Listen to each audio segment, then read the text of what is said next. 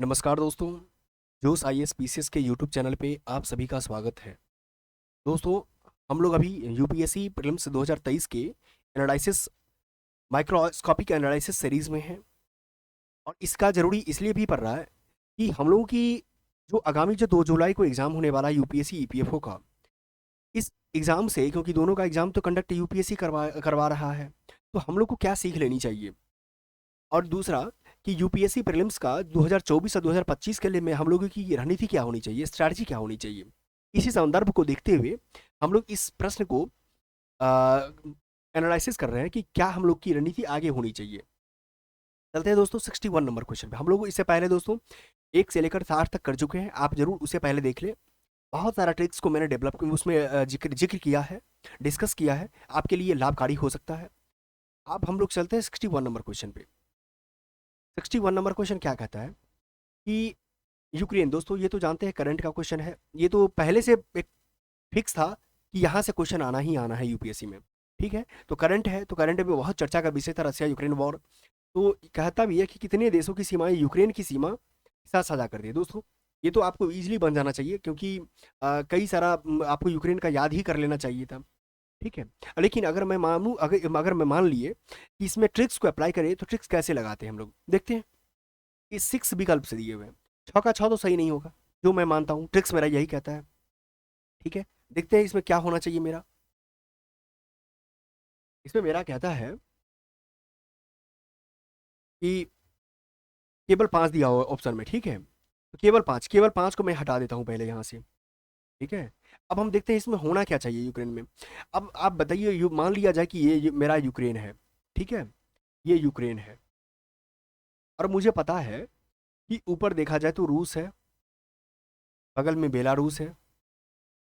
मैं जो याद करने का तरीका बता रहा हूँ, बेलारूस है, अगर इस बगल में देखिए पोलैंड है, पोलैंड है। ठीक है, बगल में देखें तो स्लोवाकिया है। ठीक है, क्या है, स्लोवाकिया है, स्लोवाकिया है। जस्ट उसके बगल में देखें हंगरी है। ठीक है, हंगरी है। जस्ट उसके बगल में देखिए रोमानिया है, रोमानिया है। और एक आता है देश, छोटा सा देश जो दोनों के बीच में है, ये है मालडोवा। क्या है, मालडोवा। अब बताइए दोस्तों, ये मेरा क्या है, यूक्रेन का मैप है। अब इस बेसिस पर आप देखिए कि कौन कौन सा देश आपको मिल रहा है, टेली हो रहा है। एक तो रोमानिया टेली हो रहा है, लिथुआनिया नहीं होगा, ये हटा लेते हैं। लाटविया नहीं है, ये भी हटा लेते हैं। ठीक है, ये बाल्टिक, लिथुआनिया लाटविया जो बाल्टिक कंट्री है, ये भी मेरा हंगरी है, हंगरी रख लेते हैं। अब देखिए दोस्तों, दो मेरा कट गया, यानी दो कटने के बाद भी अगर अच्छा, ये लाटविया लिथुआनिया अगर आपको पता हो बाल्टिक कंट्री का देश है, तो बाल्टिक कंट्री का देश एक अलग हो जाता है, और यूक्रेन अलग, एक अलग है। यूक्रेन के बगल में जो देखें, तो यूक्रेन के बगल में काला सागर है और बाल्टिक सागर ऊपर में है। ठीक है, अगर मैं देखूं इसको, तो यहाँ पे मेरा हो जाता है ब्लैक सी, और यहाँ हो जाता है क्या, बाल्टिक सी, बाल्टिक। अब यहाँ पे ये मेरा देश क्या हो गया, ये हो जाता है यूक्रेन। ठीक है, अब ये हो गया ब्लैक सी। ठीक है, अब यहाँ देखिए ये बाल्टिक सी। अब यहाँ से कितना हो रहा है, चेंजिंग हो रहा है, इसीलिए ये नहीं होगा, ये दोनों मेरा कैंसिल हो गए। यानी कि दो कैंसिल होने के बाद क्या आंसर जा रहा है, ये तो मेरा होगा नहीं, 3 भी नहीं होगा, 4 भी नहीं होगा, यानी मेरा आंसर 2 जा रहा है, 2 ही सही हो रहा है। क्यों, इससे पहले अगर मैं आपको दिखाना चाहूँ, तो देखिए बुल्गारिया और चेक रिपब्लिक, ये भी नहीं है, ये बीच में दोस्तों चेक रिपब्लिक, ये भी नहीं होगा, बुल्गारिया भी नहीं होगा, यानी मेरा आंसर आ गया। ठीक है, हम लोग चलते हैं नेक्स्ट क्वेश्चन पे। 62 नंबर क्वेश्चन। 62 नंबर क्वेश्चन में क्या कहता है कि पृथ्वी के वायुमंडल के संदर्भ में निम्नलिखित कथनों पर कौन सा एक सही है। दोस्तों इस टाइप का पैटर्न जो है इससे पहले ही था, बट कितना क्वेश्चन, अधिक से अधिक 9 से 10 क्वेश्चन में था। ठीक है, बट हम लोग देखते हैं इसमें क्या है। कहता है पृथ्वी के वायुमंडल के बारे में, इसका कहता है कि पृथ्वी भूमध्य रेखा पर प्राप्त होने वाले सूर्यताप की कुल मात्रा ध्रुवों पर प्राप्त होने वाले सूर्यताप की कुल मात्रा की लगभग 10 गुनी है। ठीक है, अब देखिए, मैं आपसे ये बार बार मैं बोला हूँ कि यूपीएससी कहाँ मैनिपुलेट कर सकती है, चेंजिंग कहाँ कर सकती है, इसके माइंडसेट को रीड कीजिए। तो ये 10 गुना की जगह क्या 50 गुना नहीं हो सकता है, क्या 10 गुना की जगह 2 गुना नहीं हो सकता, ये समझना, ये डेटा है मेरा, क्या है, डेटा है मेरा। तो डेटा जनरली क्या होता है, गलत होता है। ठीक है, ये मेरा ट्रिक्स कहता है। अब हम देखते हैं, ये अवरक्त किरणें, अवरक्त मतलब इंफ्रारेड, सूर्यताप के लगभग 2/3 भाग है। दोस्तों मैं आपको बता दूं, ये अवरक्त किरणें जो है सूर्यताप के लगभग 2/3 नहीं है, ये भी क्या है, गलत है। यहाँ डेटा है, ये भी क्या है, डेटा है। मैं आपको दिखाते चलूंगा कि कहाँ डेटा है मेरा गलत होना चाहिए। ये मेरा दो गलती हो गया, ये मैं कैंसिल कर दिया। अब मेरा 50-50 तो पहुंच चुके हैं। अब देखिए क्या कहता है कि ये पढ़ते हैं हम लोग, अवरक्त तरंगे इंफ्रारेड सौर विकिरण की विद्युत चुंबकीय तरंगों के दृश्यमान स्पेक्ट्रम का भाग है। दोस्तों मैं अगर आपको बताऊं, इसका एक ट्रिक्स है। ट्रिक्स में ये होता है मेरा गामा, ई होता है एक्स रे, ई होता है अल्ट्रा वायलेट जिसको आप सूर्य का प्रकाश जो आती है विजिबल लाइट जिसको बोलते हैं, ये होता है इंफ्रारेड, ये होता है माइक्रो वेव्स, ठीक है, और ये होता है रेडियो वेव्स। अब बताइए, ये अलग है और ये अलग है, यानी सूर्य प्रकाश अलग है जो जिसको विजिबल बोलते हैं, और इंफ्रारेड क्या है, अलग है। और इस तरीके से अगर इस डायरेक्शन में बढ़ेंगे तो वेवलेंथ क्या होता है, इंक्रीज करता है। और इस डायरेक्शन में आएंगे तो क्या होता है, इसका जो इंटेंसिटी होता है, इंटेंसिटी यानी इसका फ्रिक्वेंसी जो होता है, फ्रिक्वेंसी क्या होता है, अगर मैं फ्रिक्वेंसी को आपको एफ से करूं, फ्रिक्वेंसी क्या होता है, इधर से बढ़ता है, ठीक है। तो ये देखिए ये क्या है, ये मेरा नॉलेज हो गया दोस्तों।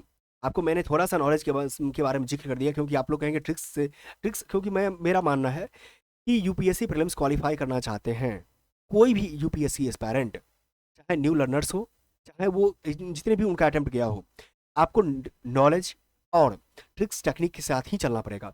ना ही आप फुल्ली ट्रिक्स के साथ चल सकते हैं, ना ही फुल्ली नॉलेज के साथ चल सकते हैं। दोनों को अप्लाई कीजिए, स्मार्ट स्ट्रेटजी को फॉलो कीजिए, आगे बढ़िए। ये क्या कहते हैं, ये भी मेरा अलग अलग है, ये मेरा गलती हो गया, आंसर मेरा आ गया। ये मेरा क्या हो गया, ये मेरा आंसर है इसका। नेक्स्ट चलते हैं दोस्तों, 62 नंबर क्वेश्चन।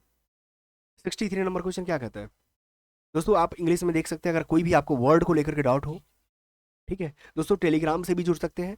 आप यूट्यूब के अवार्ड सेक्शन में जाकर के आपको टेलीग्राम का लिंक दिया हुआ है, आप वहां से जुड़ सकते हैं।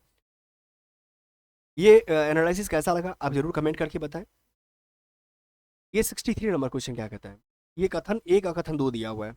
अब हम देखते हैं, कहता है कि उष्णकटिबंधीय वर्षा वनों में की मृदा जो होती है, ये दोस्तों पीवाईक्यू है। ये क्या है, पीवाईक्यू है। ये मृदा पोषक तत्वों से भरपूर होती है, जी नहीं, ये भरपूर नहीं होता है, ये क्या होता है, कम होता है। क्योंकि लिंचिंग हो जाता है, जब वर्षा ज्यादा होगा तो उस मृदा का क्या हो जाएगा, लिंचिंग हो जाएगा ना, इसीलिए कमी होगा। दोस्तों ये मेरा गलत हो गया, एक मेरा गलत है। अब देख लीजिए यहाँ पे, कथन एक गलत है, दो सही है, बस मेरा डी आंसर आ गया। ज्यादा कोई रिसर्च करने की जरूरत नहीं है, ठीक है। अब इसको आप पढ़ लेना बाद में, या अभी पढ़ लो कि उष्णकटिबंधीय वर्षा वनों की उच्च दाब और आर्द्रता के कारण मृदा में विद्यमान मृत जैव पदार्थ का द्रुत अपघटन होता है, बिल्कुल सही है, फास्ट अपघटन हो जाता है उसका। नेक्स्ट हम लोग चलते हैं। एक आपको खोजना है कि कौन गलत है, एक गलत आपको मिल गया ना, मैं पक्के से दोस्तों को कहता हूं आपका आंसर आ गया। इसमें देखिए, इसमें क्या कहता है, इसमें दिया हुआ है कि ग्रीष्म ऋतु में महाद्वीप और महासागरों के बीच तापमान विस्तारीय शीत ऋतु की अपेक्षा अधिक होती है। यानी इसका मतलब ये मैं आपको बता दूं, ये जो दिया हुआ है टेम्परेचर कंट्रास्ट के बारे में बात हो रही है, क्या हो रही है, टेम्परेचर कंट्रास्ट के बारे में बात हो रही है, ठीक है। और ये मतलब कि ये महाद्वीप और महासागरों में कि कहाँ ज़्यादा होता है कहाँ कम होता है, एक टेम्परेचर कंट्रास्ट। अब देखिए ये क्या है, ठीक है, अधिक होता है। क्यों अधिक होता है, महासागर शीत ऋतु में क्या हो जाता है, अपेक्षा अधिक होता है इसका, ग्रीष्म ग्रीष्म की तुलना में। जल की विशिष्ट ऊष्मा जो होती है, अब यहाँ कहता है जल की विशिष्ट ऊष्मा, ठीक है, स्पेसिफिक हीट के बारे में बात हो रही है। कहता है कि भूपृष्ठ की विशिष्ट ऊष्मा की अपेक्षा अधिक होती है, बिल्कुल सही है। अब इसी कारण से क्या होता है, ये होता है, ये जो आपको बातचीत हो रही है ना, इसी का एक्सप्लेनेशन कर रहा है, इसके लिए आंसर क्या होगा, ये होगा, क्योंकि यहाँ पर कोई इंटरचेंज की बात नहीं कर रही है, जनरल स्टेटमेंट, मैं इसको जेनेरिक स्टेटमेंट कह सकता हूँ, ये जेनेरिक स्टेटमेंट कह सकता हूँ, ठीक है। इसलिए दोनों का दोनों सही हो गया। चलता हूँ नेक्स्ट, 65 नंबर क्वेश्चन। 65 नंबर क्या कहता है दोस्तों, अब ये देखिए, यहाँ पर भी सेकंड में दोस्तों बात कर रहा हूँ, ये ओल्ड पैटर्न, ओल्ड पैटर्न पे दूसरा क्वेश्चन। अब बताइए कितना यूपीएससी ने क्या विद्यार्थी के साथ किया, स्टूडेंट के साथ, यूपीएससी एस्पायरेंट के साथ किया, टोटली चेंज कर दिया, ठीक है। यहाँ ओनली 2 क्वेश्चन है, जहाँ पर ऑप्शन जो एलिमिनेट बनाने वाला होता था वहाँ पर 60 to 70 क्वेश्चन रहता था, इस बार ओनली 2 क्वेश्चन दिया है। ये देखिए, कहता कि भूकंप लेखी सिस्मोग्राफ में एस तरंगों में से पूर्व पी तरंगें अभिलिखित की जाती है, यानी कि स्पीड की बात की जा रही है, ठीक है, स्पीड की बात की जा रही है। अब आप देखेंगे तो स्पीड, आप ज्योग्राफी का अगर सिंपल नॉलेज, अगर एनसीईआरटी आप पढ़े हुए हैं तो एनसीईआरटी में लिखी हुई है कि स्पीड जो होता है, अगर पीएसएल की मैं बात करूं, तो अगर थोड़ा सा नॉलेज के लिए बात कर लें, यहाँ क्या होता है कि पहले स्पीड जो होता है, पहले P greater than S greater than L होता है, ठीक है। ये स्पीड सबसे ज़्यादा पी का होता है, यही बात यहाँ की जा रही है, पी तरंग के पहले पहुंच जाती है, बिल्कुल सही है, ये मेरा सही हो गया। नेक्स्ट चलते हैं, कहते हैं पी तरंगों में लगभग अलग अलग कण तरंग प्रसार की दिशा में आगे पीछे कंपन करते हैं, ठीक है, यानी किसके बात लॉन्गिट्यूडिनल वेव्स के बारे में बात हो रही है, पैरेलल के बारे में बात हो रही है आगे पीछे, जबकि एस तरंगों में कण तरंग प्रसार की दिशा के समकोणीय ऊपर। दोस्तों मैं इससे पहले आपको बता चुका हूं कि जबकि लगा हो तो ये गलत रहता है, लेकिन मैंने ये आपको बोला था कि 100% गलत नहीं होता है, आपको समझना पड़ेगा, थोड़ा सा ब्रेन लगाना पड़ेगा, क्योंकि नॉलेज भी काम करता है। इसीलिए यहाँ क्या है, यहाँ पी जो वेव्स होता है ये लॉन्गिट्यूडिनल वेव्स होता है, क्या होता है, लॉन्गिट्यूडिनल वेव्स होता है, और एस तरंग जो होता है ये क्या होता है, ट्रांसवर्स वेव होता है, ट्रांसवर्स वेव होता है, ठीक है, और लॉन्गिट्यूडिनल वेव्स होता है पैरेलल होता है, ठीक है, ये पैरेलल, और ये क्या होता है, परपेंडिकुलर होता है, ठीक है, आप इसको ऐसे समझ सकते हैं, आप इसको ऐसे कर सकते हैं, ठीक है, ये हो गया। अब देखिए यही चीज के बारे में बात कर रही है, इसीलिए दोनों का दोनों क्या हो गया, मेरा सही हो गया, ये सी आंसर हो गया, ठीक है। चलते दोस्तों 66 नंबर क्वेश्चन, 66 नंबर क्वेश्चन क्या कहता है, 66 नंबर क्वेश्चन कहता है कि भारत में कोयला आधारित तापीय शक्ति संयंत्रों के संदर्भ में निम्नलिखित कथनों पर भी, तापीय मैं कोयला और ताप के बारे में बात हो रही है, देखते हैं इसमें क्या है, 3 विकल्प है, आपको मैं बता चुका हूं क्या होना चाहिए, 3 में 3 सही होगा ही नहीं, मैं तो इसको पहले कैंसिल कर दी, 1 में 1 नहीं होगा, यानी मैं 50-50 पे चला गया, यानी या तो 2 होगा या तो कोई नहीं होगा, देखते हैं पहले, उनमें से किसी कहता क्या, उनमें से किसी में भी समुद्र जल का उपयोग नहीं होता। दोस्तों देखिए निगेटिव, ये जो निगेशन की बात कर रहा है, निगेशन की बात कर रहा है, उनमें से किसी में भी नहीं, यानी एक्सट्रीम बॉडी भी बात हो रही है, निगेशन, ये गलत हो गया मेरा, उनमें से किसी में भी, देखिए यहाँ भी निगेशन की और एक्सट्रीम की बात हो रही है, जल संकट की वाले जिले में स्थापित नहीं है, ये भी गलत है, उनमें से किसी में, यहाँ देखिए कंटिन्यू मेरा निगेशन है, निगेटिव, यानी इसका आंसर डी होगा, यही ट्रिक्स अप्लाई करना है दोस्तों, यानी निगेशन लग रहा है कि मतलब अल्ट्रा फैक्ट्स के बारे में बात हो रही है, ठीक है, यहाँ निगेटिव बात कर रहा है, इसीलिए इसका आंसर डी। चलते हैं दोस्तों नेक्स्ट, ये दोस्तों मैं आपसे कहूंगा, ये मैं अपनी बात बताता हूँ पहला, ये मैंने इसको स्किप कर दिया, मैं इसको स्किप कर दिया, क्यों स्किप किया, क्योंकि दोस्तों एग्जामिनेशन हॉल में ये मुझे पता ही नहीं था कि बॉल बचिया पद्धति क्या है इसको, ठीक है, मुझे पता नहीं था, इसलिए मैंने स्किप कर दिया, आप लोग देख लीजिए, आपको यदि आ रहा है नॉलेज, अगर आपके पास है तो दी बेस्ट, नहीं आ रहा है तो आप अगर इसको देखें, जब मैंने बाद में जब रूम पे आया तब मैंने इसको सर्च किया कि क्या चीज़ है बॉल बच्चिया पद्धति, इसके बारे में दिया हुआ था, ये है मच्छरों से होने वाले विषाणु रोगों के प्रसार को नियंत्रित करना, ठीक है, इसीलिए मैं इस पर ज़्यादा कोई डिबेट नहीं करूंगा कि क्या है नहीं है, इसका आंसर ए होगा, ठीक है। नेक्स्ट चलते हैं 68 नंबर क्वेश्चन, 68 नंबर क्वेश्चन क्या कहता है, 68 नंबर कहता है, यहाँ देखिए दोस्तों, यहाँ क्या ट्रिक्स लग रहा है देखते हैं पहले, कहता है कि उनमें उस उपर्युक्त गतिविधियों में से कितनी कार्बन अभिग्रहण यानी और विभक्ति भवन सेक्वेशन के लिए प्राय जो है विचार और चर्चा में रहती है, यानी ये बात हो रही है दोस्तों, ये कार्बन कैप्चर के बारे में बात हो रही है, कार्बन अधिग्रहण मतलब कार्बन कैप्चर के बारे में बात हो रही है, क्या हो रही है, कार्बन कैप्चर के बारे में बात हो रही है, ठीक है, और ये जो बात कर रहा है कार्बन कैप्चर के साथ साथ बात कर रहा है कि सैचुरेशन के बात कर कि यहाँ इसका कहाँ पर जमा होता है, देखते हैं हम लोग क्या होना चाहिए, आंसर इसका क्या लेगा इसको, अब देखिए ये, और ये याद रखिएगा ये ईवीएस का क्वेश्चन है, ठीक है, और ईवीएस का क्वेश्चन में जनरली क्या होता है कि सभी सही होने का चांसेस रहता है, खासकर जो इन्वायरमेंट को बचाने की बात आवे तो वहां पर देखते हैं कि मैं जनरली सभी लेता है, बड़े पैमाने पर बारीक पिसी हुई बेसाल्ट सेल खेतों में बिछाना, ठीक है, चूना मिलाकर महासागरों की, बिल्कुल चूना मिलाने से क्षारीयता कम हो जाती है, क्षारीयता बढ़ जाता है, बिल्कुल बेसिसिटी बढ़ जाती है, बिल्कुल सही है, विभिन्न उद्योगों द्वारा निर्मुक्त कार्बन डाइऑक्साइड का अधिग्रहण कर उसे कार्बोनेटीकृत जल के रूप में प्रयुक्त भूमिगत खानों के अंदर पंप करना, बिल्कुल सही है दोस्तों, मैं आपको बोला भी था कि ईबीएस का क्वेश्चन जो खासकर सस्टेनेबल की बात करे, यानी रिलायबल की बात करे, लॉन्ग लास्टिंग बात करे, तो इसमें क्या होता है, ज्यादातर ऑल ऑफ दीज सही होता है, सभी का सभी 3 सही होता है, ठीक है दोस्तों। 69 नंबर क्वेश्चन बोलते हैं, ये मेरा ट्रिक्स भी कहता है, ये क्या दिया हुआ है कि एरियल मेटाजीनोमिक्स, अब देखिए दोस्तों ये मुझे डाउट में था, 50-50 पे मैं पहुंच गया था, 50-50 में मैं एग्जामिनेशन हॉल में पहुंच गया था कि क्या होना चाहिए क्या नहीं होना चाहिए, कहता क्या एरियल मेटाजीनोमिक्स, एरियल मेटाजीनोमिक्स में मैंने इसको हटा दिया था, गतिशील प्राणियों से रुधिर परिदर्शन लेने के लिए, ये मेटाजीनोमिक्स का ये रुधिर मतलब ब्लड से क्या रिलेशन इसका मुझे दिख रहा है, ये मैंने कैंसिल कर दिया। फिर कह रहा है ये भूमिगत और जल निकायों से पादप और जंतु प्रतिदर्श एकत्र करने के लिए अगम्य छत्र ड्रोन का। अब यहाँ एरियल तो बात बन रही है कि चलो ठीक है ड्रोन होगा, बट यहाँ बात हो रही है कि अगम्य क्षेत्र मतलब क्या, जो एक ऐसे वाटर जगह की बात कर रहा है जहां पर मतलब कोई पहुंच नहीं सकता है, ठीक है, इनएक्सेसिबल एरिया जहां पर कोई नहीं पहुंच सकता है, यहाँ भी गलत है।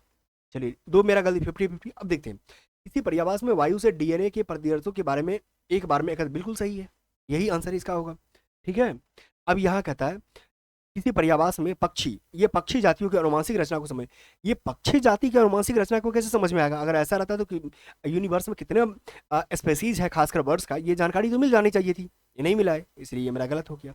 इसका आंसर क्या होगा, ये होगा। चलते 17 नंबर क्वेश्चन। 17 नंबर क्वेश्चन क्या कहता है, कहता है कि माइक्रो सैटेलाइट डीएनए। देखते हैं दोस्तों माइक्रो सैटेलाइट डीएनए क्या है। ये माइक्रो सैटेलाइट डीएनए हम लोग इस वर्ड को क्या करेंगे, जब वर्ड एसोसिएशन हो तो हम लोग मैच करने की कोशिश करते हैं कि क्या होना चाहिए क्या नहीं होना चाहिए।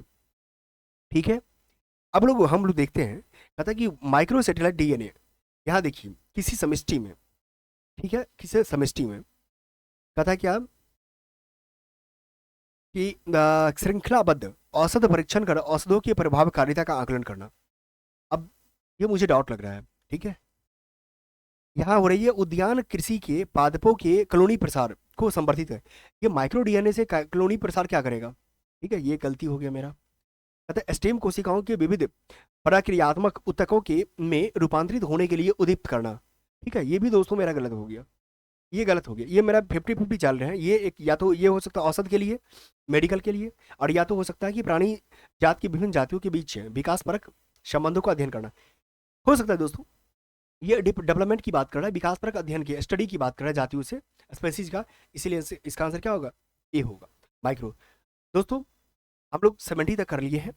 ये analysis knowledge plus tricks technique लगा करके एलिमिनेशन मेथड को अप्लाई करके हम 2024 की रणनीति के साथ करते हैं हम लोग। इसी के साथ दोस्तों 70 तक कंप्लीट है, हम लोग नेक्स्ट वीडियो में 71 से मिलेंगे। इसी के साथ धन्यवाद।